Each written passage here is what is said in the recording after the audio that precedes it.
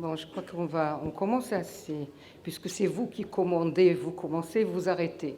Bon, alors très bonne journée pour tout le monde. Je dois juste dire que je suis ravie d'être parmi vous, et que je remercie les membres du bureau de l'Amicale d'avoir retenu cette conférence ou cet exposé portant sur la neurotoxicité. À force d'entendre à droite, à gauche, à la télévision, la neurotoxicité, l'écran, les smartphones, tout ça, on a envie de dire qu'il n'y a pas que ça, qu'il y a autre chose. Alors, il y a autre chose. Nous définissons la neurotoxicité comme étant une action d'une substance neurotoxique sur le système nerveux. Alors, si jusqu'à présent les métaux lourds sont responsables et ont été responsables et sont encore responsables de la neurotoxicité, je voudrais juste ouvrir une parenthèse pour rappeler une recommandation faite par les Canadiens. Les substances biologiques comme les neurotoxines, aussi bien tétaniques que vous connaissez très bien, que nous, anciens, on a connu peut-être plus que vous, et la neurotoxine botulique qui, elle, nous dit qu'il ne faut pas donner dans la forme du nourrisson, pour éviter la forme du nourrisson, qui observe une colonisation de l'intestin par les spores du Clostridium botulinum, présente aussi bien dans le miel, pasteurisé que non pasteurisé, et le miel est le seul aliment qui a été associé au botulisme infantile au Canada. De ce fait-là, première recommandation, il faut reconnaître les symptômes chez le nourrisson: constipation, faiblesse musculaire, pas d'expression faciale, c'est-à-dire qu'il a une absence d'expression faciale, et il a des difficultés de déglutition. Et les Canadiens recommandent qu'il ne faut pas donner le miel chez nourrisson de moins d'1 an. Je ne sais pas dans la salle si parmi vous, les confrères, avaient cette notion, parce que moi, personnellement, je la découvre. Et nous, les Marocains, nous sommes tentés de donner le miel rapidement pour un oui, pour un non, et surtout pour la toux et pour le rhume. Donc cette information, elle est discutable. Nous allons voir la question qui va être posée au cours de la discussion, mais c'est intéressant de la relever. J'ai cru utile de vous présenter ceci de la manière suivante. Une neurotoxicité qui fait débat actuellement. Un débat acharné. Les réseaux sociaux. C'est l'écran. Bon. Alors, ça, c'est mes expressions à moi, c'est ma pensée à moi. Elle est actuelle. Elle semble évidente. Et la prévention, on est facile. Et par contre, la neurotoxicité des métaux lourds, elle est ancienne et encore actuelle. On va s'expliquer tout à l'heure. Elle est méconnue par l'ensemble des gens. Elle est méconnue même par les responsables de nos pays. Elle est difficile à évaluer, on le comprend parfaitement. Elle est difficile à prévenir. C'est celle-là sur laquelle je vais insister ce matin. Alors, dans le monde, ce n'est pas uniquement une réflexion, c'est que nous-mêmes, en tant que pédiatres et en tant que neuropédiatres, nous sommes sollicités pour l'autisme. L'autisme, c'est déjà un diagnostic. Non, disons pour un spectre autistique. Disons pour un trouble envahissant du développement. Pour une hyperactivité, trouble de l'attention, pour un trouble du comportement, pour des difficultés d'apprentissage et pour le retard mental sévère. Si j'ai mis en rouge ces deux-là, c'est parce que je ne peux pas dire que tout retard mental sévère chez l'enfant pourrait être dû aux métaux lourds. Et d'ailleurs, ma conclusion finale de cette conférence vous sera exprimée. Ça, c'est mon avis personnel. Alors, sur quoi on s'est basé pour dire que les métaux lourds sont responsables de la neurotoxicité? Nous allons vivre 2 tragédies. Une première tragédie, 1949-1950, c'est une tragédie qui s'est passée au Japon, dans une baie que nous allons voir sur une carte de Minamata, qui se trouve dans une île de Kyushu, ou Kyushu comme vous voulez.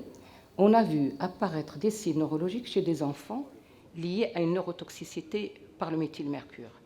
En fait, ce qui était terrible, c'est que de voir comment le comportement d'abord des animaux, les oiseaux tombent dans les rues, les chats avaient des drôles de comportements et finissent par se jeter dans la mer.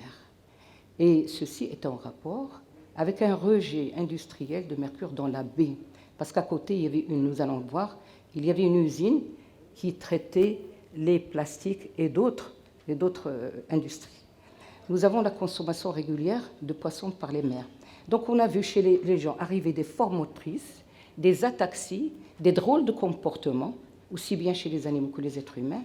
Et ce qui était particulier, c'est qu'on avait remarqué chez les nourrissons, les enfants, une paralysie cérébrale, une cécité, un retard de mental sévère, alors que les mères étaient asymptomatiques.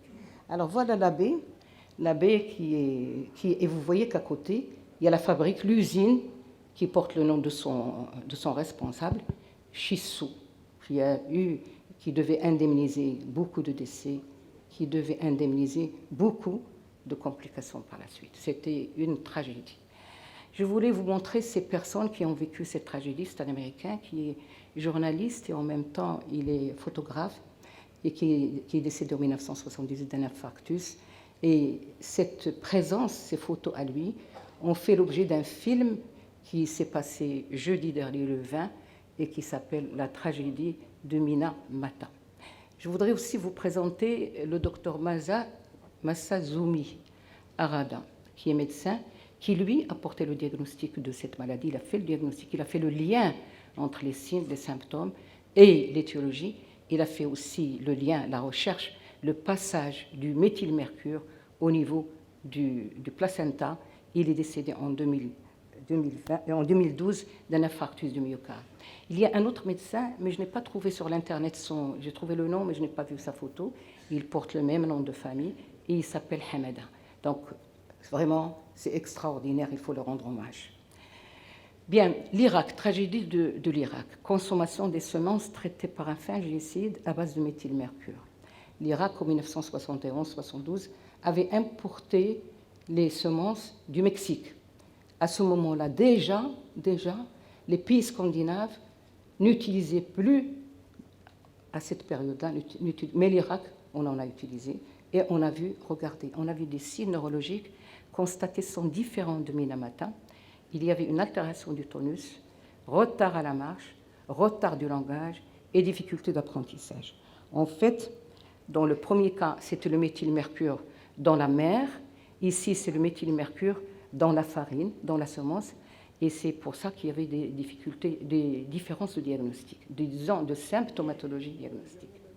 Alors, les donneurs d'alerte appartiennent à l'école de santé publique de Harvard, qui ont travaillé pendant des années sur les dangers de l'environnement. Et c'est comme ça qu'ils ont sorti un article sur Lancet en disant que l'industrie chimique est en train de détériorer le développement cérébral des enfants. En effet, ils considèrent, ces médecins qui ont parlé de l'environnement, travaillé sur l'environnement, considèrent qu'un enfant sur 10 présente des NDD, c'est-à-dire Neurodevelopment Disorder. Et ils reprennent exactement les mêmes symptômes pour lesquels nous sommes sollicités. Ici, j'ai représenté les différentes études. Minamata, le Japon, nous avons des signes neurologiques. L'Irak, nous avons des signes aussi neurologiques. Le Canada, signes neurologiques. Mais les études sur la Nouvelle-Zélande avaient montré surtout que c'était des manifestations neuropsychologiques. Et regardez, poisson de mer pour Minamata, poisson de lac pour le Canada, c'est la même chose. Nouvelle-Zélande, c'est un poisson de mer aussi, mais c'est différent parce que la qualité de la mer de la Nouvelle-Zélande est différente de la qualité de la mer au niveau du Japon. On a aussi dit qu'il y avait la Commission européenne, en 1981, avait parlé de 100 000 toxiques. Aux USA, en 1977, on a rapporté 62 000. Actuellement, on parle de 200 et il n'y a que 11 qui ont été confirmés, mais je ne vais pas vous parler de tout cela. Pas tous les 11, on va parler des principaux. D'abord le mercure. Le mercure, vous le connaissez, nous l'avons connu dans les thermomètres, connu, utilisé depuis l'Antiquité, appelé l'argent liquide parce que l'aspect effectivement brillant et blanc, et qu'il a été utilisé dans une pharmacopée pour les maladies vénériennes, essentiellement la syphilis. Les dorures, les personnes, les artisans qui font les dorures, la construction, les gens qui font l'extraction de l'or, et surtout quelque chose de très intéressant, c'est les personnes qui font les chapeaux. Au XVIIIe siècle, il y avait la mode des chapeaux, de très beaux chapeaux, et on appelait ça la maladie des chapeliers fous, parce que ces gens-là avaient par intoxication au méthylmercure, avaient des comportements, avaient une démarche très particulière. Mais certains disaient aussi, c'est parce que ces artisans avaient une atteinte de la muqueuse buccale qu'ils avaient une impression de soif, ils voulaient s'altérer et qu'ils prenaient beaucoup de vodka. Et donc ces manifestations, qui étaient très très fréquentes au XVIIIe siècle, faisaient qu'on appelait cette intoxication la maladie des chapeliers. Le mercure est classé par l'Union européenne dans la catégorie des substances SMR. C'est cancérogène, ça veut dire qu'il participe à l'apparition d'une tumeur. C'est différent de cancérigène, qui veut dire qu'il participe à l'évolution d'une tumeur. Il est aussi mutagène. Il est reprotoxique, c'est un terme qu'on utilise actuellement pour les produits reprotoxiques, qui altèrent la fertilité de l'homme et de la femme, et il a une action sur le fœtus. Le mercure se présente d'une manière sous la forme inorganique, c'est le métal que nous voyons dans les thermomètres, mais sous la forme organique qui est la toxique, c'est le méthylmercure utilisé dans les semences comme antifongique. Comment on peut surveiller des enfants ou des parents qui sont dans un environnement d'une usine qui utilise le méthylmercure? On a deux possibilités, une seule possibilité, mais il y en a une autre, c'est de surveiller tout simplement la concentration dans les cheveux en ppm, c'est-à-dire la partie par million, c'est-à-dire l'unité ou mesure, pour calculer le taux de pollution dans l'air et plus globalement dans l'environnement. Vous savez, c'est des choses que nous ne connaissons pas du tout. Nous ne connaissons même pas nos usines qui utilisent quoi que ce soit. Nous n'avons même pas une idée de la pollution dans nos villes quand nous sortons le matin. Alors allez-y chercher ça. Donc on considère qu'il y a une neurotoxicité à 50 ppm dans les cheveux de la mère. J'ai essayé de vous confectionner une petite physiopathologie. En anténatal, la barrière placentaire laisse passer les métaux lourds. Les conséquences, c'est l'exposition prénatale au mercure du fœtus. On va avoir le méthylmercure par deux possibilités, ou bien à la suite de consommation de poissons. Et je rappelle que les mères ne présentent pas de manifestation d'intoxication, mais que les enfants, oui. Et on peut, chez les chirurgiens dentistes, l'amalgame dentaire, donc l'inhalation des vapeurs de mercure, soit par voie olfactive ou par voie pulmonaire, arrive au niveau du sang et il y a une accumulation au niveau du placenta. J'ai appelé 3 chirurgiens dentistes. Il faut toujours appeler 3 parce que 2 peuvent ne pas être d'accord, le 3e peut-être fera la différence.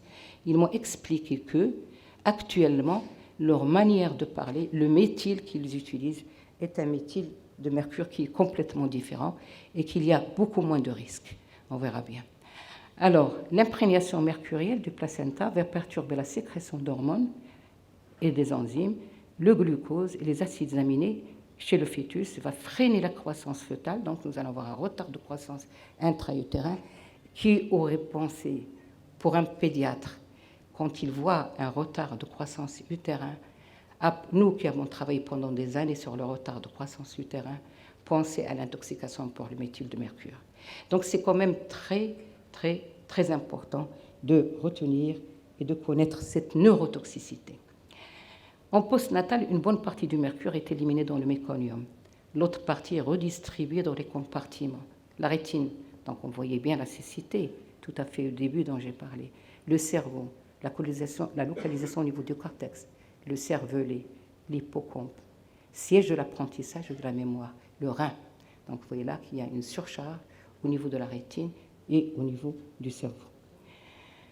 Les recommandations de l'Agence nationale de sécurité sanitaire de l'alimentation, de l'environnement et du travail française, elles recommandent que pour les femmes enceintes, elles doivent manger pas plus de 350 grammes par semaine, répartis en 2 fois.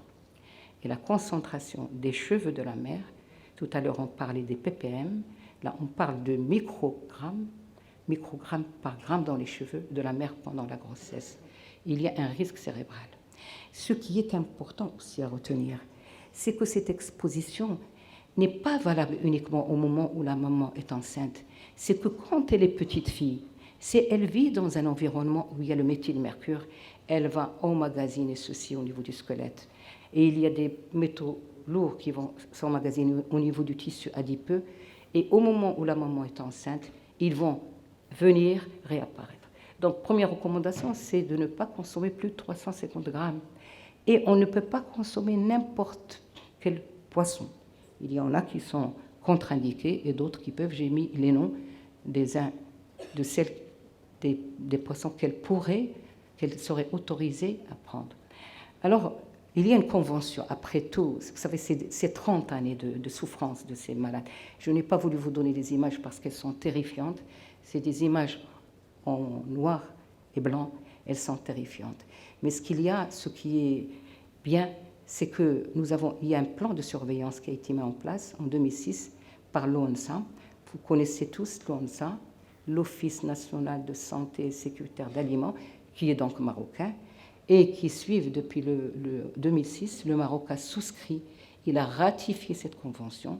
Donc ça veut dire qu'il va respecter cette convention et il va suivre, l'ONSA suit le niveau de mercure dans les principales espèces de poissons des côtes marocaines. En tous les cas, si vous suivez les travaux de l'ONSA, parce que l'ONSA, elle s'est manifestée, vous vous rappelez, tout dernièrement, à l'occasion de cette viande qui a verdi, qui est devenue verte, ils ont su quelle en était la raison, ils nous ont communiqué, ils ont travaillé 2 ans ou 3 ans sur ça, et je pense qu'elle est très active. Vous pouvez toujours revenir sur le problème du poisson et de l'activité de l'ONSA. Alors le plomb, c'est le deuxième, un métal lourd. C'est en fait l'environnement. L'essence, c'est la peinture, la céramique aussi. C'est la contamination massive de l'environnement. Et ce que je disais tout à l'heure, la mobilisation du plomb contenu dans le squelette maternel qui apparaît chez le fœtus au moment où elle est enceinte. Cette exposition anténatale est responsable d'un retard de croissance intra-utérin et de fausses couches. Aussi pour le gynéco, il va falloir, je le dirai tout à l'heure, quand on voit des fausses couches, demander la profession de la mère et demander dans quel type d'environnement elle vit.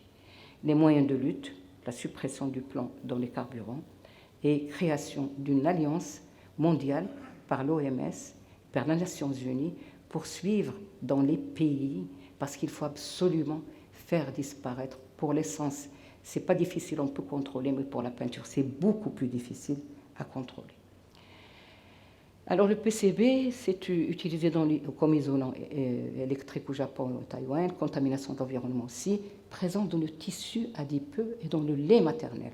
Donc les mamans qui allaitent, vous voyez l'allaitement maternel, oui, mais il y a des restrictions. Et l'enfant est exposé pendant la vie fœtale. Et je voudrais juste dire que les phénomènes, vous savez, si on fait de la neurologie adulte, on voit les maladies émergentes. Et on m'avait demandé de faire une conférence sur les maladies émergentes, d'ailleurs je voulais la retenir pour FES. Et dans ces maladies émergentes, il n'y a pas que les maladies infectieuses, il y a aussi les maladies neurologiques non infectieuses.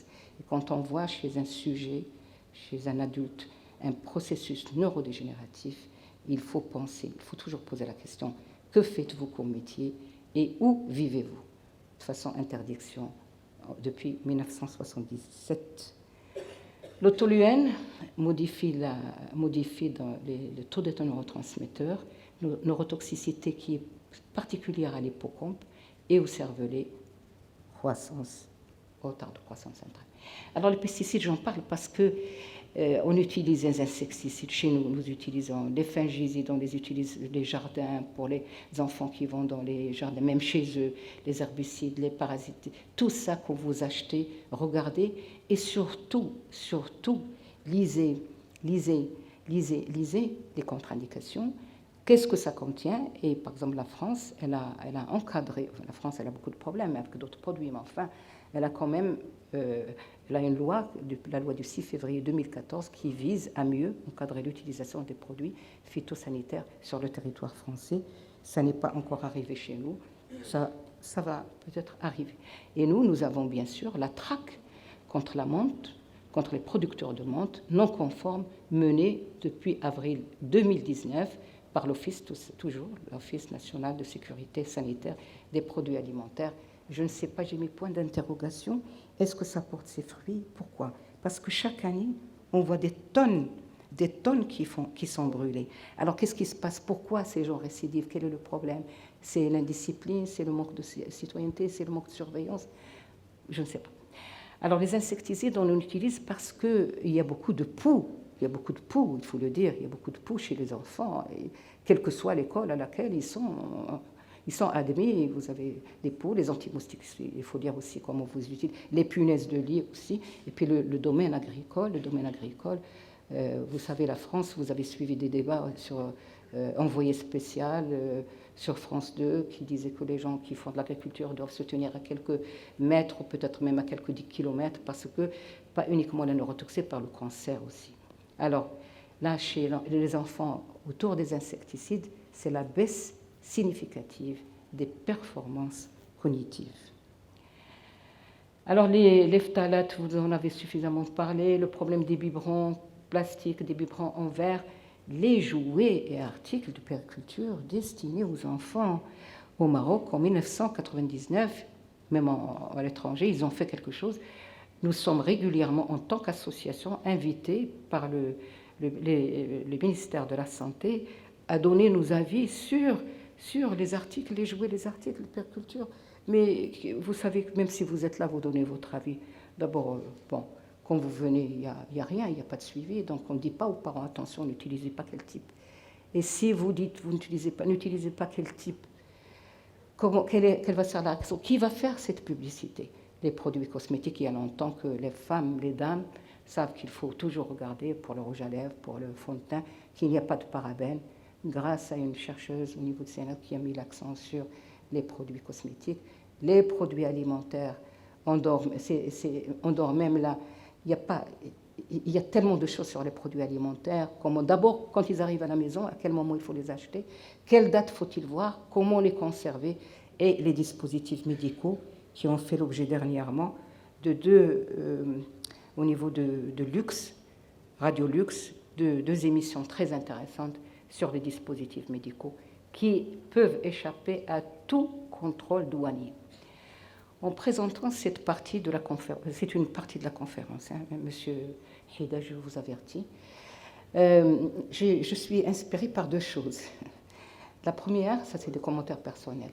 Quand on est médecin généraliste ou quand on est médecin tout court, on doit demander la profession du malade que vous voyez. Ça a deux avantages. Ça vous permet d'arriver à un diagnostic, à vous aider à établir un diagnostic. Ça permet aussi aux praticiens de prendre ses responsabilités et de dire, écoutez, de cette région, je vois venir beaucoup de malades porteurs de telles choses, je dois avertir la santé publique, elle en fera ce qu'elle veut. Mais moi, en tant que médecin, je prends ma responsabilité. Il faut faire ça. Maintenant, en tant que pédiatre, nous devons demander à la mère, la profession de la mère. Vous avez vu le nombre de retards de croissance intellectuelle. L'environnement génétique, est-ce qu'elle est à côté d'une usine, est-ce qu'elle est à côté de... Et le deuxième commentaire que je me dis à moi-même, il y a une absence d'indicateurs biologiques ou neuroradiologiques. Quand vous parlez de l'autisme n'est pas un diagnostic de confirmation. C'est un diagnostic qui n'est pas de confirmation, c'est un diagnostic d'un certain nombre de regroupements symptomatiques. Et on dit, une fois que vous avez pensé que c'est un autisme, vous cherchez l'étiologie. L'autisme est une question, je dis bien, M. Hida, qui doit être traitée d'abord par un neuropédiatre. Parce que le neuropédiatre, il va chercher l'étiologie. S'il trouve étiologie, une maladie métabolique, s'il trouve une maladie, je ne sais pas, tout bêtement, une maladie comme la phénylcétonurie, il a déjà gagné beaucoup de choses. Et là, si nous pensons que c'est un autisme non syndromique, c'est-à-dire qu'il n'y a rien derrière, j'ai fait l'électro, pas d'épilepsie, et j'ai fait l'IRM, je n'ai rien trouvé, et qu'il est non syndromique, je me dis c'est peut-être le méthylmercure, c'est peut-être le plomb. Est-ce que si je cherche dans le sang ces métaux lourds, est-ce que je vais les trouver? D'abord, lequel je vais chercher? C'est vrai que le méthylmercure a une mauvaise réputation, suivi du plomb. Mais très souvent, j'ai lu énormément, parce que je suis appelée à m'occuper de l'autisme depuis des années, on trouve qu'il n'y a rien. Eh bien, il n'y a rien. Ça ne veut pas dire qu'il n'y a pas de toxicité à ces plombs. Il n'y a rien au niveau du sang, mais peut-être qu'il y a une fixation au niveau du cerveau. Monsieur Feillet, une idée qui m'est arrivée il y a quelques jours, c'est qu'il faut chercher, comme on fait la spectrométrie, chercher un élément au niveau de la spectrométrie qui nous dit qu'il y a une surcharge au niveau du cerveau spécifique du plan ou spécifique pour confirmer la cause de cet autisme non syndromique. D'accord? Là, si on inspecte comme on a la choline, comme on a le N-acétyl, comme on a tout ça, pour le diagnostic des maladies métaboliques du nouveau-né, dont le métabolisme intermédiaire, c'est peut-être une idée pour... Oui, alors... Bon, troisième remarque, oui, c'est bon. Alors, troisième remarque, c'est dire que l'intoxication, elle évolue, personne ne connaît ça, à bas bruit. Et elles sont ignorées par la médecine officielle. Et les neurotoxiques doivent être recherchés, doivent être supprimés, évités. D'où les médecins, notre part dans tout ceci. Est-ce qu'on peut faire des études? Oui, il y en a qui veulent faire des études, qui ont envie de faire des études. C'est très intéressant. Il faut demander des autorisations. Il faut courir, mais je suis demandé, il faut courir après les autorisations. Il faut chercher le laboratoire qui va vous financer ça. Il faut chercher le laboratoire qui va faire ces prélèvements. Et une fois que vous avez terminé, vous portez une conclusion, à savoir si on va en tenir ou pas compte. Parce que nous, pendant des années, on a fait des thèses pendant des années à la faculté de médecine de Casablanca. Personne n'a tenu compte de nos thèses. Tu acquiesces, là tu es d'accord, toi. Alors, voilà, cette première partie, je l'ai terminée, je suis à l'écran. L'écran, c'est rapide. 2 remarques ont été faites. Une par Madame le professeur. C'est dit. Rapidement. Je voudrais juste... Il y a beaucoup de littérature, beaucoup de choses qui ont été... Madame Oumri El-Barhel a fait l'intervention, la jeune médecin de Oujda qui a présenté quelque chose de très intéressant, le comportement des familles marocaines vis-à-vis de l'écran. Et là, je voudrais juste vous dire une phrase. Docteur Sabine Duflo, je vais être psychoclinicienne. La télé est allumée en permanence. Les dessins animés pour mieux faire avaler les repas. Le jeu sur application pour calmer les cris. Et j'ajoute, quand la maman arrive en consultation, elle dit oui, professeur, je sais que vous faites l'autisme, je sais que l'autisme est dû à l'écran, mais je vais donner le téléphone à mon fils, rien que pour vous laisser passer la consultation sans problème. Qu'est-ce qu'il a? C'est moi la maltraitance, c'est la maman la maltraitance. Bon. Oui, mais justement, c'est l'histoire de... Madame, le professeur Oumli avait parlé hier de maltraitance. Voilà, regardez tout ce qui est comme livre. Là, j'ai cité Sabine Duflo. Je trouvais que ce qu'elle a dit comme remarque est très intéressante et réelle. Et là, je ne suis pas d'accord sur le terme, mais Monsieur Feillet, pardonnez-moi de donner mon avis, la fabrique du crétin digital. Ça, c'est un chercheur à l'INSERM. C'est Desmurger, auteur du livre La fabrique du crétin digital. Il présente les choses en disant que c'est en fonction de l'âge. C'est vrai, moins de 3 ans, ce n'est pas un enfant de 6 ans. C'est vrai. La durée de l'exposition, 2 heures, ce n'est pas 7 heures. D'accord. Et les jeux éducatifs et interactifs sont différents d'un dessin animé. C'est vrai, on est d'accord.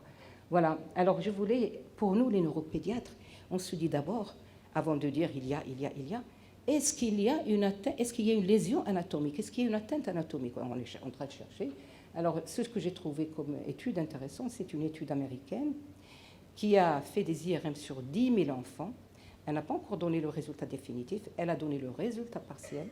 Elle a pris des enfants de 9 à 10 ans, suivis pendant 10 ans, elle n'a pas encore terminé, chez des enfants qui ont utilisé indifféremment le smartphone, tablette, jeux vidéo, au-delà de 7 heures par jour.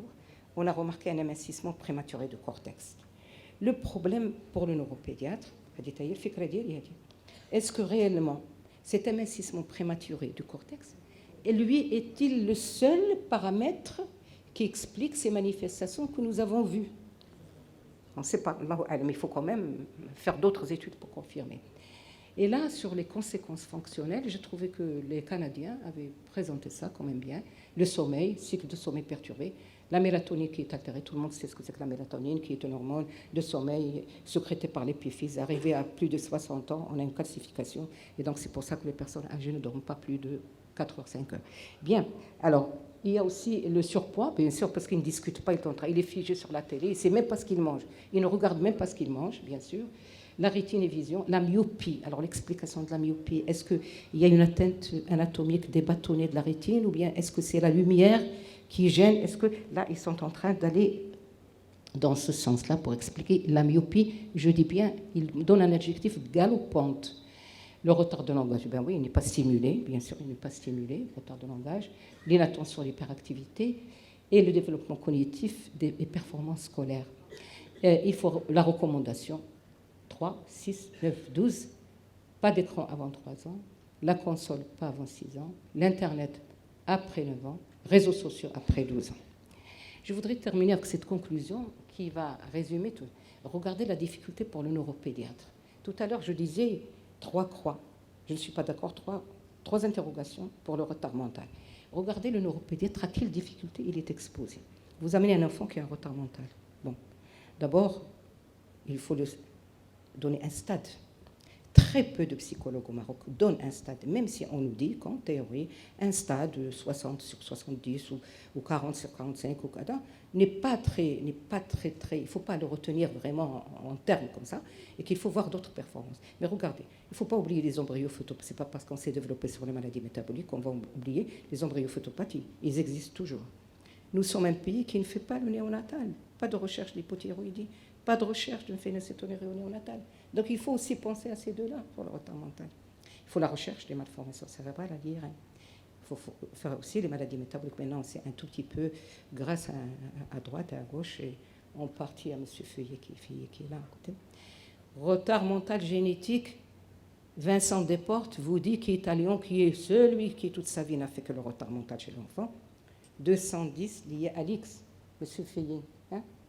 Et puis les microdélétions, même si vous connaissez 5, 6, jusqu'à 10 microdélétions, quand vous regardez le livre Le Smith, il n'y a pas que les microdélétions, il y a d'autres anomalies. Alors, quelle est la place de la neurotoxicité dans tout ça chez le pédiatre?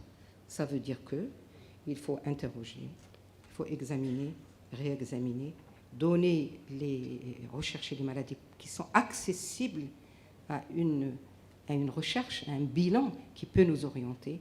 Et je voudrais faire une demande à M. Hida, s'il est toujours président, parce que de l'amicale de Fès, parce que là tout à l'heure, il m'a empêché de parler. Alors, voilà, de retenir, je dirais, le retard mental, qui est un monument de la neurologie pédiatrique. Un monument de la neurologie pédiatrique, dans la prochaine manifestation neurologique de votre association. Merci.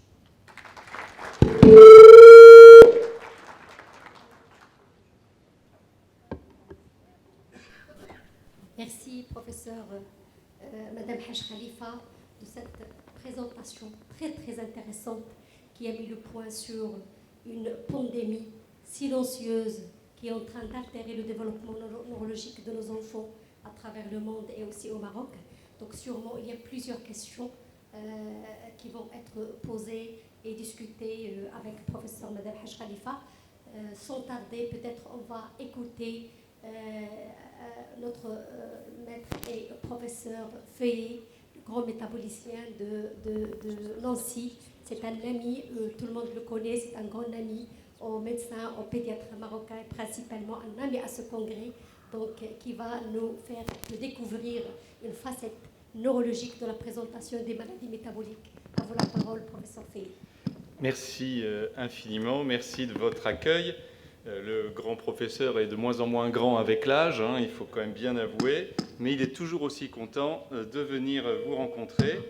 Et je suis ô combien d'accord avec ce que vient de dire Madame Khalifa sur les écrans. C'est une arme de destruction massive de nos enfants et de nos adolescents. On n'a pas fini de payer le prix de la destruction des cerveaux par cette passivité grave des écrans qu'on voit chez